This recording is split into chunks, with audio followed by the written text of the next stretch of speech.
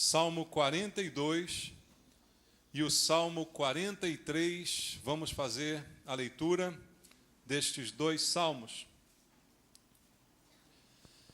Está escrito na palavra de Deus, Salmo 42: Como suspira a corça pelas correntes das águas, assim por ti, ó Deus, suspira a minha alma. A minha alma tem sede de Deus, do Deus vivo. Quando irei e me verei perante a face de Deus? As minhas lágrimas têm sido meu alimento dia e noite, enquanto me dizem continuamente: o teu Deus onde está? Lembro-me destas coisas e dentro de mim se me derrama a alma, de como passava eu com a multidão do povo e os guiava em procissão à casa de Deus, entre gritos de alegria e louvor, multidão em festa. Por que estás abatida, ó minha alma? Por que te perturbas dentro de mim? Espera em Deus, pois ainda o louvarei. A Ele meu auxílio e Deus meu. Sinto abatida dentro de mim a minha alma. Lembro-me, portanto, de ti nas terras do Jordão e no monte Hermon e no outeiro de Mizar. Um abismo chama outro abismo. Ao fragor das tuas catadupas, todas as tuas ondas e vagas passaram sobre mim. Contudo, o Senhor, durante o dia me concede a sua misericórdia, e à noite comigo está o seu cântico, uma oração ao Deus da minha vida. Digo a Deus, minha rocha: por que te olvidaste de mim? Porque hei de andar eu lamentando sob a opressão dos meus inimigos. Esmigalham-se-me os ossos quando os meus adversários me insultam, dizendo: o teu Deus onde está? Por que estás abatida, ó minha alma? Por que te perturbas dentro de mim? Espera em Deus, pois ainda o louvarei, a Ele meu auxílio e Deus meu. Faze-me justiça, ó Deus, e pleiteia a minha causa contra a nação contenciosa. Livra-me do homem fraudulento e injusto, pois tu és o Deus da minha fortaleza. Por que me rejeitas? Porque hei de andar eu lamentando sob a opressão dos meus inimigos.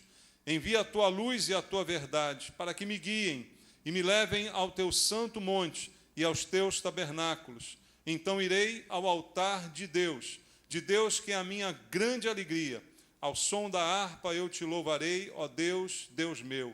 Porque estás abatida, ó minha alma? Porque te perturbas dentro de mim? Espera em Deus, pois ainda o louvarei, a Ele meu auxílio e Deus meu. Amém. Obrigado, Senhor, pela palavra que o Senhor nos deixou, pelo alento que ela nos traz, pela direção que ela pode trazer para as nossas vidas. E é isso que nós queremos essa noite, ouvir a voz do Senhor nosso Deus, ministrando através do Espírito Santo ao nosso espírito, mudando, transformando a nossa vida, a nossa mente, o nosso coração. Para isso que precisamos é de ouvir a tua voz. Não estamos aqui para ouvir doutrinas humanas, histórias, mas sim a palavra que sai da tua boca, poderosa para nos transformar, para gerar fé nos nossos corações. A fé vem pelo ouvir da pregação, e nós queremos sair daqui essa noite transformados, cheios de fé, cheios de esperança e de alegria renovada. Eu peço ao Senhor que fale conosco e use a minha vida como um instrumento em tuas mãos. Me dá a unção do Espírito Santo para que eu seja usado por ti na ministração da tua palavra. Faço essa oração com meus irmãos, em nome de Jesus. Amém. Graças a Deus. Podem sentar, irmãos. A pergunta do salmista aqui, e esse não é um salmo de Davi, é um salmo dos filhos de Coré, e ele pergunta: por que está abatida a minha alma? Ele está no momento em que se sentia com a alma abatida. E talvez esse seja um momento comum na vida de muitos de nós, mesmo nós que conhecemos a Deus, mesmo nós que servimos ao Senhor, podemos passar por um momento de nos sentir abatidos com as lutas, com os problemas, com as preocupações, e passarmos por uma situação parecida com a do salmista, que está aqui expressando num louvor a Deus um estado emocional, abrindo o seu coração e mostrando como ele está se sentindo por dentro. E isso é comum também Todos nós podemos passar por um momento assim. Na vida, vem alguns momentos que vêm para nos abater realmente. Tem algumas notícias, tem algumas situações que chegam para nos jogar para baixo. E aí podemos enfrentar um momento como esse do salmista, alma abatida. Mas a questão que ele coloca aqui é por quê? Por que está abatida a minha alma? Então o salmista nos diz que nesses momentos de abatimento, os nossos motivos, e ele tinha os seus, não são maiores do que o Deus a quem servimos, do que o nosso relacionamento com Deus. O salmista pergunta, por que está abatido? Ele sabe por quê. Ele tem as suas razões, ele tem os seus motivos, ele estava vivendo uma situação muito difícil. Mas, ao mesmo tempo, no desenrolar do Salmo, ele vai trazendo motivos também para ter esperança. Motivos para que esse abatimento termine. E todos os motivos estão centrados em Deus, em que ele coloca como realmente alguém que pode fazer muito mais do que nós imaginamos. O nosso relacionamento com Deus é a fonte para lutarmos contra qualquer tipo de abatimento. E é o que está vivendo o salmista no contexto desse salmo. Eu li os dois, 42 e 43, até porque originalmente eles eram um só. Na nossa Bíblia foram divididos em dois, mas é do mesmo autor e do mesmo assunto, no mesmo contexto. E a razão do salmista para enfrentar esse abatimento é o contexto histórico que ele está vivendo aqui. Olhando para o próprio Salmo, nós podemos ler no versículo 6 do capítulo 42, do Salmo 42, ele dizendo: sinto abatida dentro de mim a minha alma. Lembre-me, portanto, de ti, nas terras do Jordão e no monte Hermon e no outeiro de Mizar. Por que ele está abatido? Porque ele está exilado. Ele não está na sua terra natal. Ele não está no seu lugar habitual. Ele está exilado no norte da Palestina. Ele está afastado do lugar sagrado, ele está afastado da presença de Deus do templo, e ia ser o motivo do seu abatimento, da sua tristeza, estar longe de casa, numa terra distante, num lugar que de repente ele não desfrutava de todo o conforto que tinha na sua terra natal. Isso também acontece com algumas pessoas. Talvez até aqui possa existir uma pessoa vivendo essa situação, porque está longe de casa. O salmista estava longe de casa e, por isso, ele se sentia abatido, porque estava literalmente exilado. Mas, muitas vezes, nós somos também exilados, mas não fisicamente. Nos sentimos assim, nos sentimos distantes, nos sentimos sozinhos, sem amigos, abandonados. E a mesma reação pode vir sobre qualquer de nós se sentir abatido.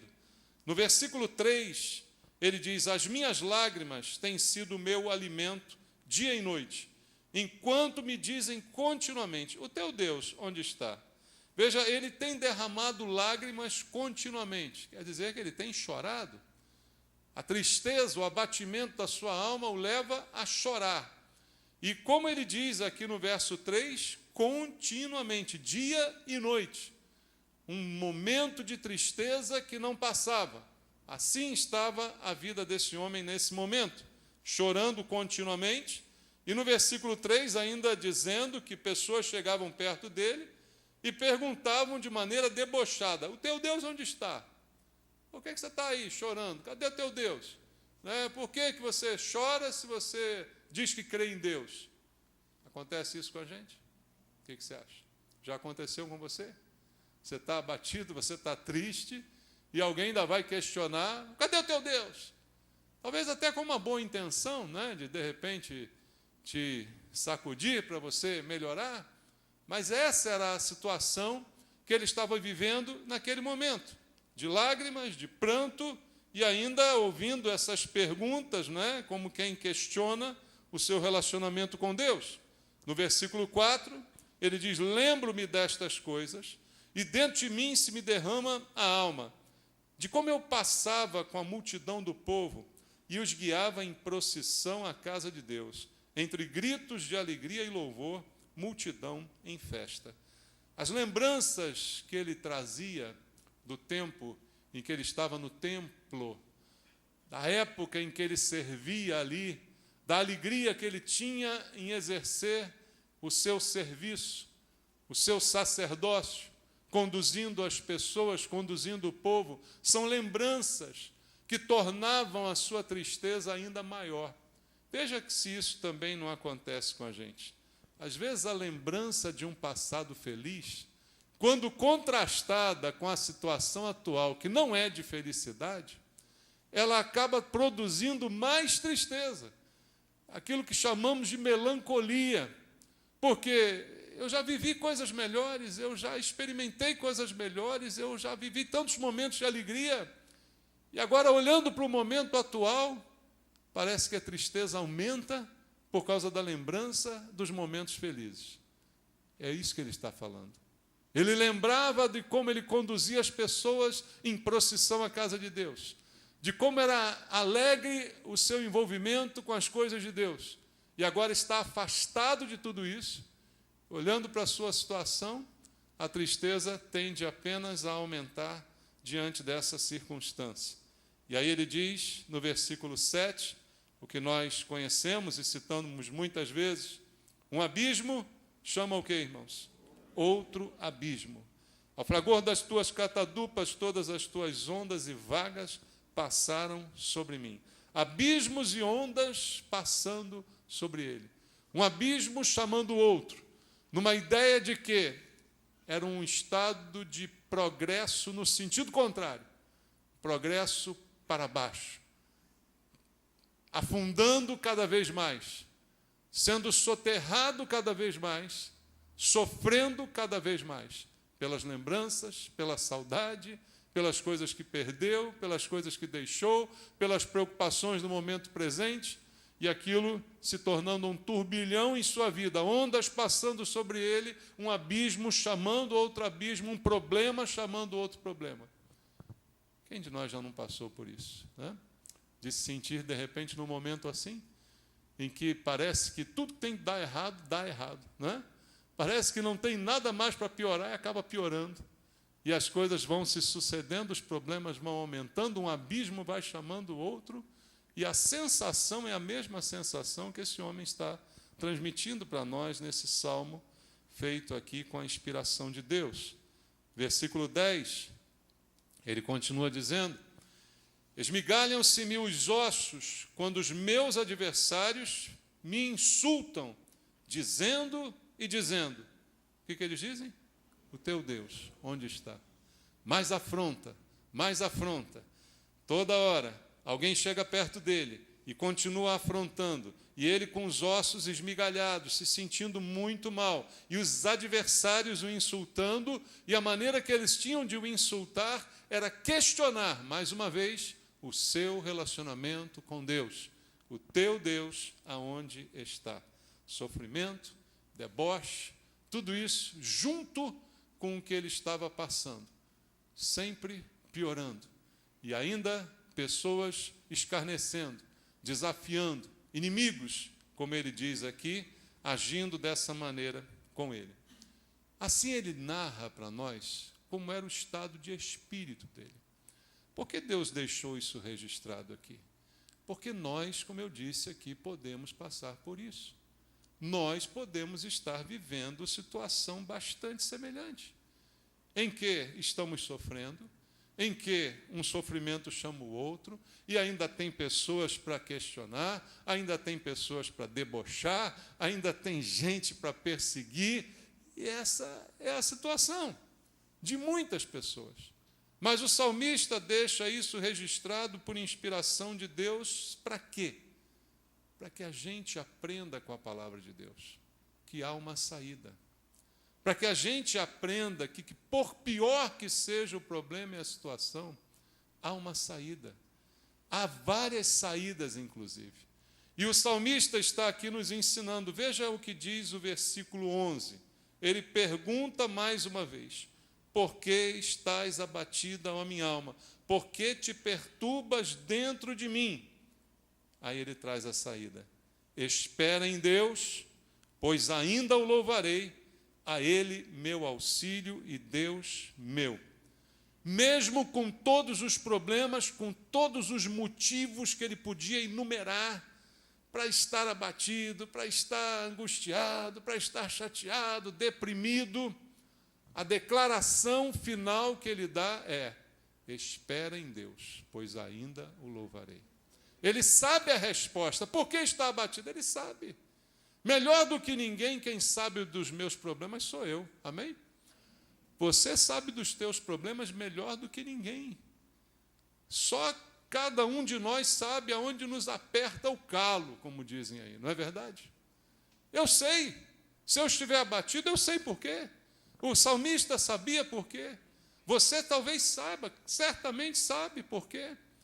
Mas a resposta que ele dá é, mesmo com todos os motivos, todas as justificativas, ele tinha um motivo maior que continuava o animando. Mesmo longe de casa, mesmo abandonado, mesmo escorraçado, mesmo perseguido, a palavra final que ele dá é: espera em Deus, pois ainda o louvarei, a Ele meu auxílio e meu Deus, Deus meu. Ele ainda vou louvá-lo de novo. Eu ainda vou estar novamente no templo louvando ao Senhor. Eu ainda vou virar esse jogo, é o que ele está dizendo. Essa situação ainda vai mudar. Então ele diz para si mesmo: espere em Deus. Não espere nos homens. Não esperem que eles parem de debochar de você. Não esperem que eles parem de perguntar o seu Deus onde está. Não espere que as ondas parem de passar por cima. Não espere que os abismos parem de fazer você cair. Mas espere em Deus, pois ainda o louvarei. Por isso, ele dá aqui algumas lições importantes para nós, irmãos. Lições que nós devemos guardar no nosso coração. Ele começa o Salmo 42 dizendo assim: como suspira a corça pelas correntes das águas, assim por ti, ó Deus, suspira a minha alma. A minha alma tem sede de Deus, do Deus vivo. Quando irei e me verei perante a face de Deus? Veja uma grande lição que ele nos dá. Ele vai expor todo o seu problema, ele vai expor todas as razões do seu abatimento, mas a primeira coisa que ele nos diz no Salmo é que dentro dele há uma necessidade, há uma sede, há um suprimento que ele precisa, que só vai ser suprido por Deus. E o exemplo que ele usa aqui de anseio é algo poético, mas é algo realmente que dá para a gente entender do que ele está falando. Como suspira a corça pelas correntes das águas, assim por ti, ó Deus, suspira a minha alma. Ele anseia pela presença de Deus. A minha alma tem sede de Deus, do Deus vivo. Há uma sede nele. Por isso, pela presença de Deus, pelo relacionamento com Deus. Irmãos, se nós perdermos isso, aí não há mais esperança. Dá para entender isso? Você pode perder muita coisa. Você pode sofrer muitos problemas. Você pode passar por muitas situações. Mas você não pode perder a sede de Deus. O salmista saiu dessa. Esses abismos que se seguiram não o afundaram completamente. Essas ondas que passaram por cima dele não o submergiram completamente. Ele se restaurou e se recuperou. Essa história passou. Mas por quê? Porque a sede de Deus ele não perdeu. Veja, você pode passar por muitas lutas e dificuldades, mas você não pode perder a sede de Deus. Você não pode perder o desejo de estar com Deus. Porque senão não há esperança. Como ele diz no final, espera em quem? Em Deus, pois ainda o louvarei. Mas se eu já não tenho mais sede de Deus, onde está a esperança? Não há mais esperança. Se eu já não sinto mais a necessidade de estar com Deus, já não há mais esperança para mim. Então, a primeira coisa que nós temos que tirar de lição daqui é que esse anseio por Deus não pode deixar o nosso coração. Porque isso vai nos ajudar a enfrentar qualquer situação. relacionamento com Deus. Evangelho é relacionamento com Deus. Veja como suspira a corça pelas águas. A água é algo essencial para a vida, é ou não é, irmãos? Você pode ficar sem comer alguns dias, mas sem água você não passa muitos dias. Água é essencial. Deus é essencial para a vida. Jesus disse: eu vim para que tenham vida. Sem Jesus eu estou morto nos meus delitos e pecados. Então a vida está nele. A minha sede tem que estar ainda nele. O desejo de ser satisfeito nele. Eu não posso perder esse desejo na minha vida, porque isso é essencial para que eu tenha vida, porque se eu perder isso, nem vida eu tenho. Entendeu isso? Não tem vida. Se com Deus está ruim, irmão, sem Deus aí é impossível. Entendeu isso? É uma frase batida, mas é verdadeira. Nós temos problemas com Deus. Estando na igreja, servindo a Deus, passamos por problemas. E aí alguns dizem: que me adianta servir a Deus se essas coisas continuam acontecendo comigo? Pois saiba você que sem Deus é pior. Sem Deus não há esperança. Não há esperança, irmãos. Então o salmista mantém a sua sede em Deus, porque sabe que é algo essencial, como a água, que não pode faltar, que não pode deixar de estar presente na nossa vida. Eu preciso ter fome e sede de Deus, da graça, da bênção, da operação de Deus na minha vida. E isso não pode faltar em nós. Às vezes nós ficamos tão preocupados com os problemas que a gente esquece de Deus, que está acima dos problemas. A solução dos problemas passa por Deus. Então não adianta ficar só com os problemas. Eu preciso manter a minha sede de Deus, o meu relacionamento com Deus, como diz o salmista. E veja o que ele fala no versículo 5 do Salmo 42. Por que estás abatido, ó minha alma? Por que te perturbas dentro de mim? Espere em Deus, pois ainda o louvarei a Ele, meu auxílio e Deus meu. O mesmo que ele diz no final do Salmo. Porque essa sede é que produz a fé e a confiança. Essa vontade de ter um relacionamento com Deus, mesmo quando tudo vai mal, mesmo quando os problemas aumentam. É isso que traz a fé para o coração. Veja, irmãos, o contrário disso é o afastamento, é o esfriamento. E muitas vezes é o que eu percebo acontecer. Quando nós estamos bem, estamos buscando a Deus, estamos na igreja e tal. Quando as coisas vão mal, há muitos que somem, quando deveria ser o contrário. É exatamente quando as coisas vão mal que eu tenho que ainda buscá-lo mais. Que essa sede de Deus é que vai me sustentar, que vai me fazer enfrentar e ter esperança, fé, ainda vou louvá-lo. Isso vai passar, as coisas vão melhorar, eu ainda terei restaurado a minha alegria. Mas eu preciso ansiar por isso, como a corça anseia pelas águas. Ansiar, aquele desejo intenso no coração. Se isso morrer, morreu tudo. Aí não é só problema, aí é destruição, aí é morte. Entende, irmãos? Isso não pode faltar, porque é isso que gera a confiança. Ainda o louvarei. Ainda vou superar essa situação. E o salmista sente a presença de Deus na vida dele. Veja o que ele diz no versículo número 8. Ele diz: contudo, o Senhor durante o dia me concede a sua misericórdia, e à noite comigo está o seu cântico, uma oração ao Deus da minha vida. Percebe como no meio dos problemas ele consegue sentir a presença de Deus? Isso é o quê? É mágica? É milagre? Isso é relacionamento, irmãos.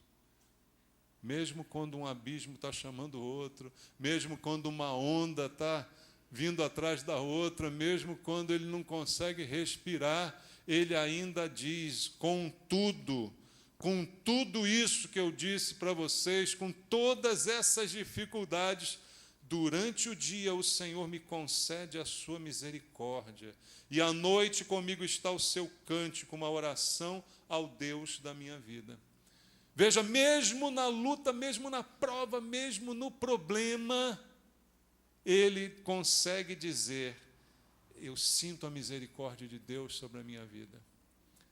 Eu ainda não fui consumido, porque as misericórdias do Senhor se renovam a cada manhã sobre mim. É isso que ele está dizendo. Então, veja, está tudo ruim na sua vida, está tudo horrível, mas você está aqui hoje.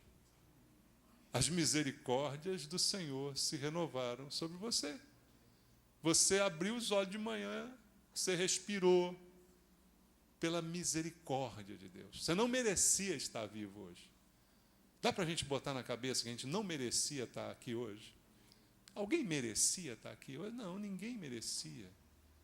Mas a misericórdia em ação, aquela mesma que eu falei domingo aqui, do bom samaritano, é essa misericórdia em ação que faz Deus nos levantar da poça de sangue em que nós estamos.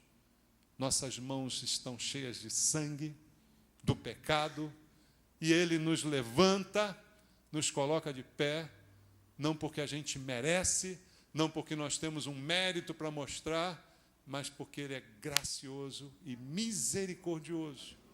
E o salmista diz isso: eu sinto de dia a tua misericórdia, mesmo estando tudo ruim.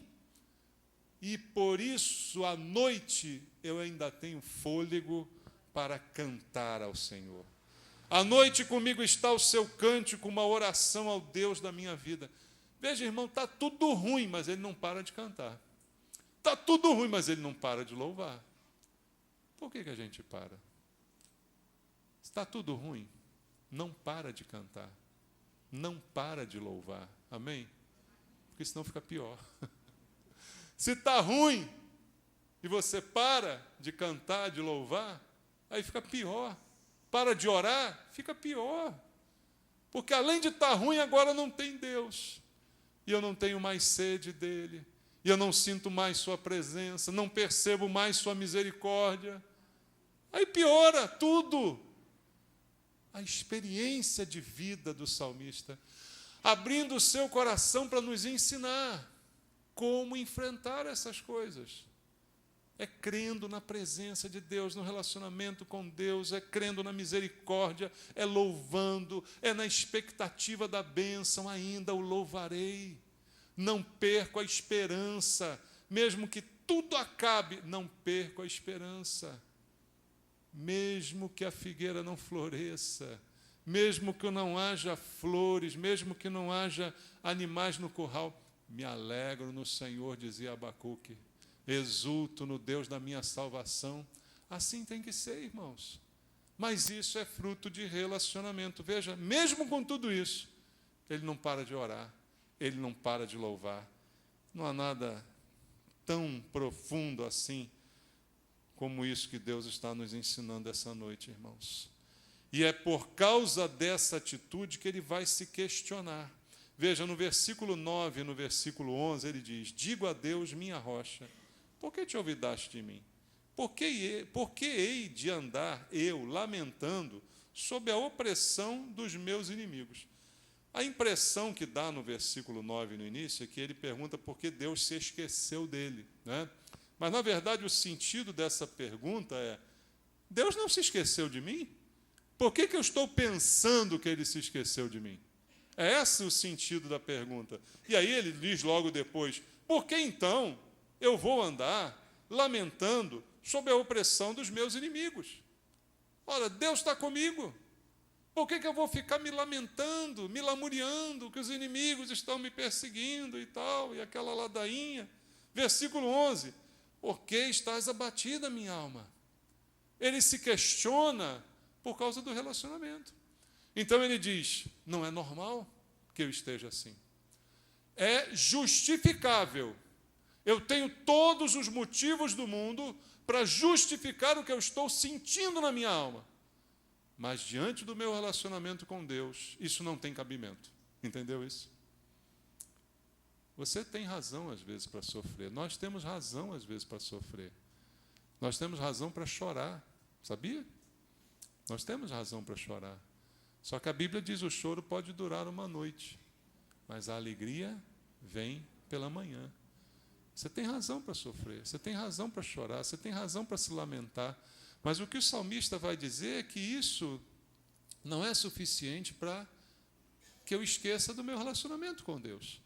Então, como ele lembra do seu relacionamento, como ele está sempre orando e está sempre louvando, ele se questiona: por que eu vou andar lamentando? Mas eu tenho todos os motivos para lamentar, eu tenho todas as razões para me queixar. Mas ele diz: eu não vou me queixar, eu não vou andar me lamentando, eu vou esperar em Deus, porque eu ainda vou louvá-lo. E a minha boca vai servir para orar, não para me lamentar. A minha boca vai servir para louvar e não para praguejar. É isso que ele está dizendo. Dá para entender isso? Atitude é o que ele está nos ensinando. E aí, irmãos, por causa dessa atitude, por causa dessa fé manifesta aqui por ele, que não foi perdida apesar dos problemas, ele começa o capítulo 43 dizendo assim: faze-me justiça, ó Deus, e pleiteia a minha causa contra a nação contenciosa. Livra-me do homem fraudulento e injusto. Pela fé, ele pode colocar em Deus a sua causa, o seu problema, e ele pode colocar nas mãos do Senhor o auxílio que ele necessita. E no versículo 2 ele diz: pois tu és o Deus da minha fortaleza. Por que me rejeitas? Porque hei de andar eu lamentando sob a opressão dos meus inimigos. Mais uma vez, esse porquê me rejeitas tem o sentido de Deus não está me rejeitando. Por que eu estou vivendo como se ele estivesse me rejeitando? E logo depois, então, ele diz: porque hei de andar eu lamentando sob a opressão dos meus inimigos. Ora, se Deus está comigo, é como diz a Bíblia: se Deus é por nós, quem será contra nós? É assim que ele está se animando. Porque eu vou ficar lamentando? Eu apresento as minhas causas a Deus, eu apresento a Deus a minha oração, eu digo: faze-me justiça, ó Deus, pleiteia a minha causa, coloco a minha causa diante do Senhor, diante dos teus juízos. Eu oro, eu entrego a Deus e questiono por que vou ficar me lamentando debaixo da opressão que querem colocar sobre a minha vida.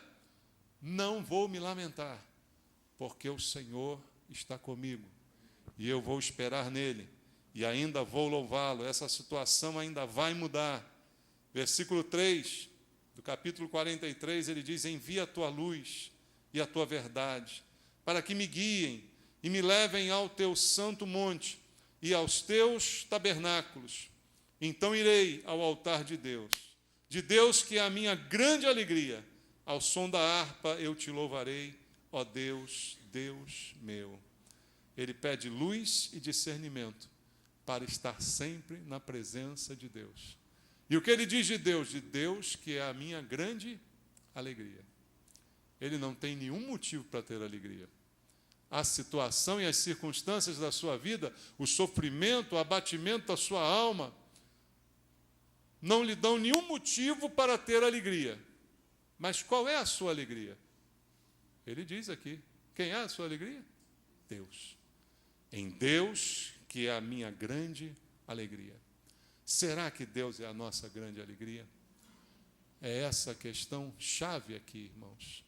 Quando Deus não é a nossa grande alegria, os problemas se tornam muito piores, porque aí não temos nenhum motivo para alegrar, para acreditar, para esperar, para ter confiança, porque não há essa alegria em Deus. Essa alegria em Deus não pode deixar o nosso coração. Essa alegria em Deus, ela é a chave para a nossa vida cristã. Porque, ao contrário do que muitos dizem, vida cristã não é feita só de alegrias e de vitórias. Nós temos lutas, temos derrotas, temos problemas, mas Deus é a minha grande alegria. Entende isso? Essa questão, essa alegria é independente das circunstâncias. A paz que o Senhor nos dá é independente das circunstâncias, não é o que diz o Senhor? Então, essa alegria não pode deixar o nosso coração. Você lembra aquele corinho antigo que dizia: essa alegria não vai mais sair, essa alegria não vai mais sair, essa alegria não vai mais sair de dentro do meu coração. Não, não, não vai mais sair. Não é verdade, irmãos? Pode sair? Pensa bem. Pode sair, não. Você pode chorar, você pode ficar triste, mas há uma alegria em Deus. Deus é a minha grande alegria. Deus é a minha grande alegria que compensa qualquer perda, que substitui qualquer ausência, que completa qualquer falta, porque Deus é a minha grande alegria. Se não for isso, como é que você vai suprir a perda? Como é que você vai completar uma coisa que falta? Da onde virá? Não há nada que possa suprir aquilo que Deus pode fazer por nós. Então, em Deus, que é a minha alegria, minha grande alegria, é nele que eu vou esperar. E aí, se nós agirmos assim, nós podemos terminar, como termina o salmista, o Salmo 43, dizendo mais uma vez: porque estás abatido, a minha alma, se questionando, porque te perturbas dentro de mim? Espere em Deus, pois ainda o louvarei, a Ele meu auxílio e Deus meu. Questione-se, questione-se. Se você tem sede de Deus, se você tem fome de Deus, questione-se, pergunte se a tua alegria é o Senhor, questione-se. Se Ele realmente é a tua grande alegria, você espera alegria em outras coisas? Questione-se, de repente, no meio da luta, no meio da tribulação, questione-se também: por que estou abatido? Por que estou perturbado? Espera em Deus, pois ainda o louvarei. Espera no Senhor, irmão. Você ainda vai louvá-lo. Fé é isso. Fé é esperança. A certeza do que se espera, a convicção do que não se vê. Não é a fé? Ainda o louvarei. Mas o que me garante? Deus. Mas o que me dá esperança? Deus. Quem me garante que esse problema vai passar? Deus. A minha fé em Deus. Fé não se explica. Fé se sente e se coloca em prática. Amém? Não queira um elemento para achar uma saída. É a fé. Ainda o louvarei. A Ele meu auxílio. Deus meu. Ainda vou louvá-lo. Isso vai passar e eu ainda vou me alegrar muito no Senhor. Esse problema vai passar e eu ainda vou me alegrar. Esse exílio vai passar e eu ainda estarei em alegria na presença do Senhor. Que Deus possa fazer isso contigo essa noite. Amém? Vamos louvar ao Senhor. Uma coisa anseia pelas águas, eu anseio, ó Deus, por viver em tua presença como amado filho teu. Tu somente és a minha força, a minha rocha e salvação. Tu somente és o bom tesouro que ganhou meu coração. Vamos orar, irmãos. Você precisa receber uma oração. Vem aqui à frente, eu quero orar por você. Vem aqui à frente. Você precisa receber uma oração. Você precisa renovar a tua fé, a tua esperança diante de Deus. Você precisa se questionar essa noite. Por que estou abatido? Por quê? Qual a razão que eu tenho para estar assim? Eu tenho que esperar em Deus, eu tenho que confiar em Deus. você está se questionando ou precisa se questionar, vem aqui. Questione isso agora diante do Senhor, de coração aberto. Fale com teu Deus agora, junto comigo em oração. Diga: Senhor, por que minha alma está abatida? Eu sei a razão, eu sei os problemas, mas eu tenho Deus. Eu tenho sede de Deus, eu não quero perder essa sede. Eu sei que o Senhor é capaz de mudar essa situação. Então, Pai, seja a minha grande alegria. Seja a minha grande alegria, Pai. Seja o Senhor a minha esperança. Seja o Senhor, oh Deus. Fala aos meus irmãos essa noite, Pai. Fala aos corações de cada um. Deus, faz mais do que eu posso fazer com a palavra, Pai. A palavra é tua. Vai pelo Espírito Santo tocando nos corações, trazendo paz, trazendo alegria, tirando, Deus, todo peso, toda mágoa, tirando, Senhor, toda melancolia. Renova a esperança dos meus irmãos, enxuga essas lágrimas, Senhor, as lágrimas que o Senhor tem visto eles derramarem. Pai, em nome de Jesus eu te peço, que seja uma noite de questionamento para cada um aqui. Mas a grande alegria da nossa vida, seja a grande alegria da vida dos meus irmãos, Pai. Seja a grande alegria na vida de cada um, para que eles possam questionar: por que estou abatido? Eu vou esperar em Deus, eu ainda vou louvá-lo, eu ainda vou ficar alegre. Que essa esperança não morra no coração do meu irmão, que ele creia e continue confiando, esperando no Senhor. Deus, em nome de Jesus eu te peço, abençoa, Pai. Toca no coração de cada um aqui, traz alegria, traz refrigério, faz o milagre que só o Senhor pode fazer. Renova a fé e a esperança. Traz de novo o sorriso para esses lábios, Pai. Traz de novo a paz para esse coração.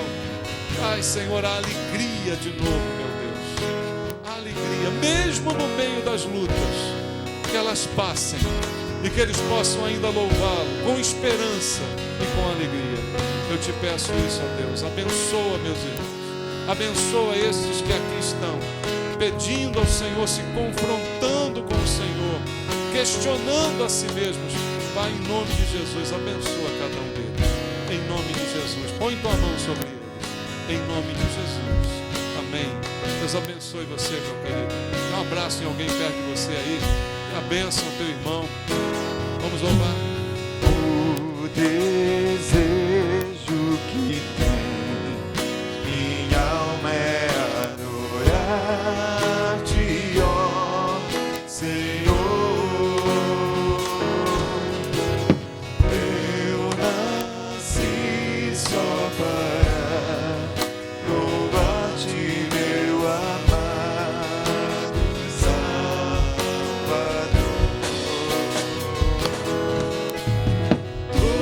Somente és a minha força, a minha rocha e salvação. Tu somente és o bom tesouro que ganhou meu coração. Eu te quero mais que ouro e prata, assim minha alma satisfaz.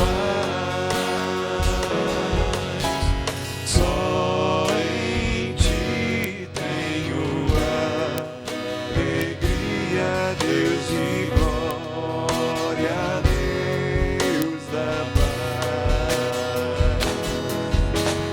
Tu somente és a minha força, a minha rocha e salvação.